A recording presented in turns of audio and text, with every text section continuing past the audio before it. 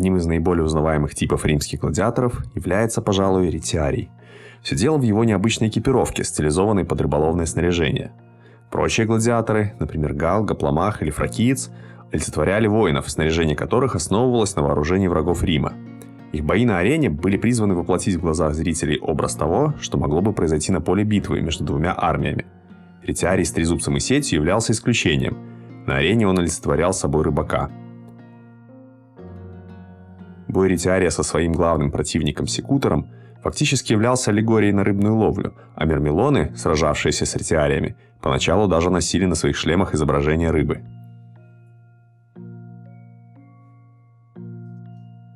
Нет однозначных сведений о том, когда и как появились первые ретиарии.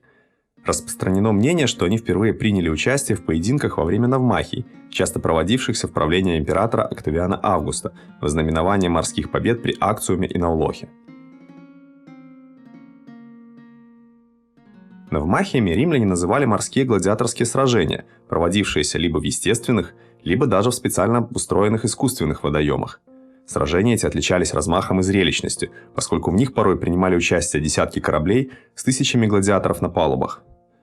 Также во время навмахи проводилась травля зверей, и в случае арены, заполненной водой, это могла быть травля морских животных. Боец, участвовавший в травле, быстро завоевал популярность среди публики и впоследствии начал выставляться в качестве соперника уже против гладиаторов. Это могло произойти уже в 20-х годах до нашей эры, поскольку игры, проводившиеся в этот период в Помпеях, включали бои пантариев, разновидность гладиаторского поединка на специально сооруженном деревянном помосте, а в таком поединке непременно принимал участие ретиарий. Примерно к этому же периоду относится кубок, найденный в Лионе. На нем изображен ретиарий с сетью, сражающийся против гладиатора с большим щитом. Впрочем, образ ретиария мог быть вдохновлен отнюдь не рыбной ловлей или травлей водных животных, а отдельным эпизодом осады Тира в 332 году до нашей эры, когда защитники города бросали трезубцы и сети в нападавших. Эпизод этот был хорошо известен к середине 30-х годов до нашей эры благодаря Диодору Сицилийскому, который включил его в свою работу «Историческая библиотека». Есть еще одна версия происхождения ретиария. Историки Фест и Полиен говорят, что происхождение ретиария связано с видом единоборства, служившего способом разрешения споров в VII веке до нашей эры. Впрочем, эта версия наименее вероятна, так как Фест и Полиен писали во II веке нашей эры, то есть через 200 лет после появления ретиария и со времен Страбона, который описывает единоборство в VII году до нашей эры, никак не увязывает его с ретиарием. Первое известное изображение ретиария датируется периодом с 20 по 15 годы до нашей эры. Это упомянутый выше кубок из Лиона. Ретиарий здесь сражается против гладиатора с большим щитом, вероятно, Самнита, Галла или Мирмилона. К какой бы гладиаторской категории ни относился противник ретиария с изображения на кубке, именно Мирмилон быстро становится типичным оппонентом ретиария. И хотя выступающий гребень на шлеме делал его уязвимым, легко путаясь в сети ретиария, Мирмилон продолжал противостоять ретиарию на арене на протяжении первых десятилетий нашей эры. С течением времени шлем Мирмилона утратил выступающий гребень и острые углы, приобретя более гладкую и округлую форму. Сети стало труднее зацепиться за него, а сам гладиатор в таком шлеме стал называться Мурмилло Контрарете. Такое название уже прямо указывало на то, что предназначением этого гладиатора было противостояние ретиарию. Слово «рете» буквально переводится с латыни как «сеть». И помимо того, что оно послужило основой для названия типа гладиатора – ретиария, этим словом в обиходной речи предположительно мог обозначаться и сам ретиарий, ведь сеть являлась его основным оружием и характерным атрибутом. Шлемы нового типа были найдены при раскопках в Помпеях. Там же обнаружены граффити с изображениями Мурмилло Контрарете. Это, а также многие другие источники позволяют сделать вывод о том, что эта разновидность гладиатора появилась не позднее середины 1 века нашей эры, и вместе с тем вряд ли раньше 31 года, когда Валерий Максим в своем труде «9 книг достопамятных высказываний и деяний» упоминает гладиаторский поединок, в котором соперником ретиария все еще выступает обычный Мирмилон. Название Мурмилло Контрарете продолжало применяться на протяжении нескольких десятилетий, пока на смену ему не пришло новое – секутор. Впервые это слово употребляется в отношении Мурмилло Контрарете у Светония в жизнеописании Калигулы, написанном в 121 году нашей эры. Слово «секутор», которое можно перевести с латыни как «тот, кто следует» или «преследователь», отражало манеру боя этого гладиатора. Его тактика в противостоянии ретиарию основывалась на постоянном следовании за соперником, в стремлении не позволить тому сохранять дальнюю дистанцию, на которой эффективность трезубца и сети была наибольшей. Так Мурмило Контраретто превратился в секутора, то есть преследователя. Впрочем, это никоим образом не отразилось на вооружении и снаряжении этого гладиатора. Доспех и оружие секутора остались полностью идентичными таковым у Мурмило Контраретто. Перемена во внешнем облике секутора, по всей видимости, сказалась и на тактике ретиария.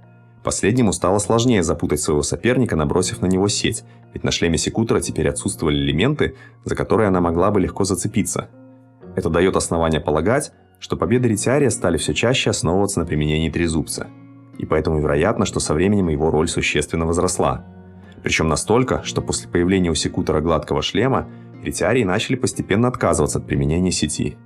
Тем более, что помимо очевидного снижения эффективности, она существенно затрудняла использование трезубца, который обретал свою наибольшую боевую ценность лишь при удержании его обеими руками. Так что если ретиарий и не отказывался от сети полностью, он стремился бросить ее в соперника в первые минуты схватки, чтобы затем уже действовать исключительно трезубцем. В пользу этого говорит первое известное изображение понтариев, как раз относящееся к середине 1 века, времени появления у секутора гладкого шлема. На этом изображении ретиарий не пользуется сетью. Итак, можно утверждать, что пара соперников ретиарий и секутор, вероятнее всего, появилась в начале 1 века нашей эры. Секутор становится идеальной парой для ретиария. И когда к середине 1 века нашей эры получают распространение бои между разными типами гладиаторов, пара ретиарий и секутор становится особенно популярной. И таковой она остается вплоть до самой отмены гладиаторских игр. Само название ретиарий происходит от латинского rete – сеть. Ретиарий в переводе с латыни дословно означает «человек с сетью». И неудивительно, ведь ретиарий сражался, применяя оружие, напоминавшее рыболовное снаряжение. Он имел в своем распоряжении трезубец, сеть и небольшой кинжал пугио. При этом он почти не был защищен. Вся броня его состояла из наплечника галера и защиты для левой руки маники. Одет ретиарий был только в набедренную повязку, которую удерживал широкий пояс. Также ретиарий мог быть одет в тунику, но это уже выделяло гладиатора в отдельную подкатегорию среди ретиариев. Ни обуви, ни шлема ретиарий не носил. Чаще всего в качестве соперника ретиария выступал тяжело бронированный секутор.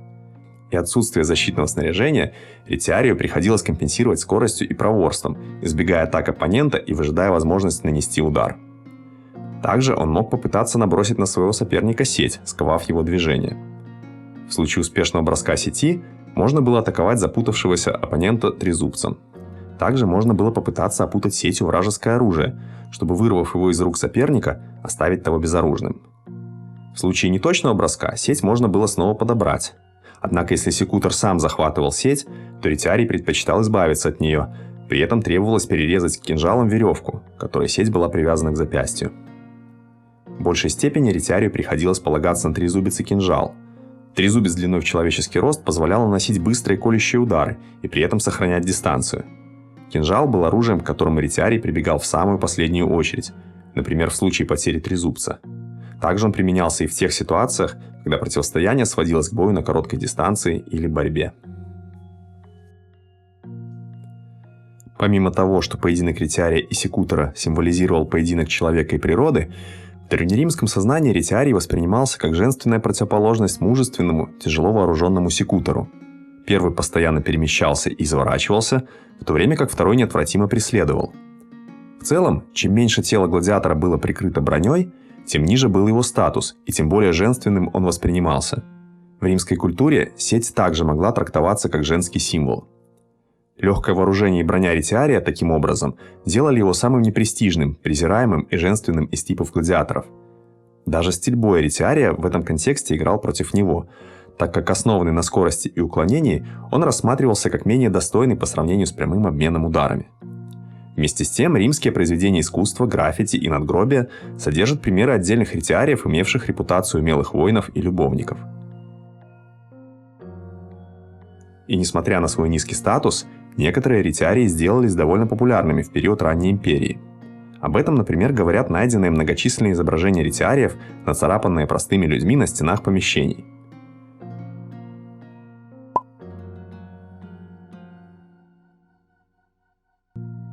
Римское искусство тоже уделяет достаточно много внимания ретиариям, изображая их столь же часто, как и гладиаторов других типов.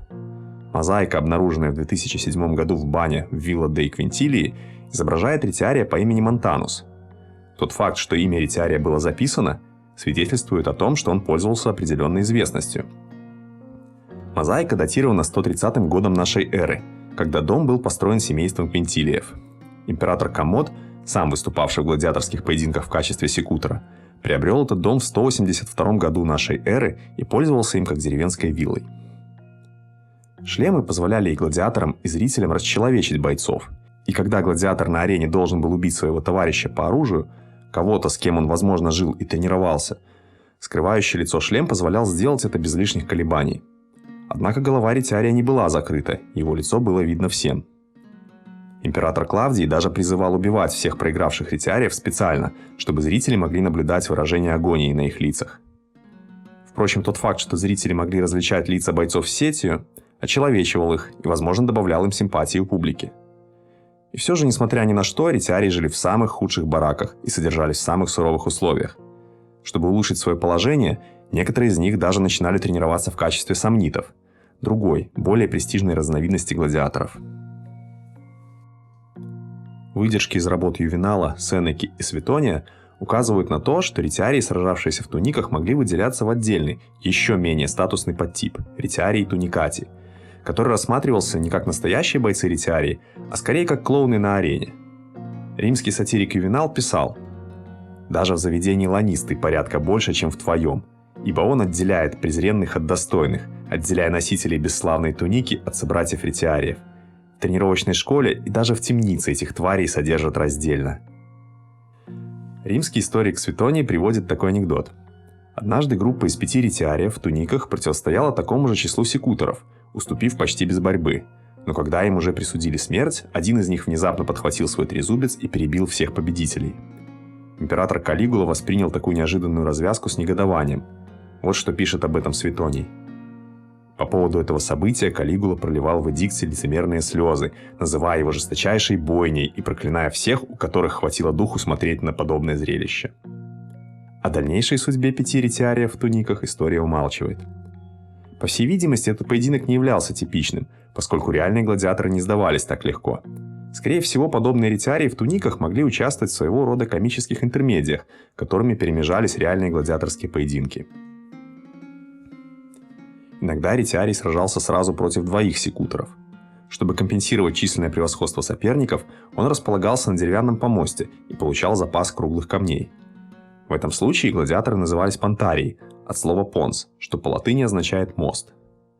Такой помост мог располагаться на арене, заполненной водой, и, возможно, именно от этих боев и пошло представление о ретиарии и секуторе, как об аллегории рыбака и рыбы.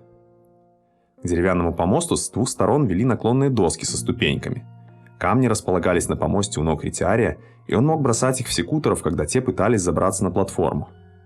Предполагается, что бросать камни обратно в ретиария было запрещено, поскольку он, не имея щита и шлема, был слишком уязвим для такого рода атак.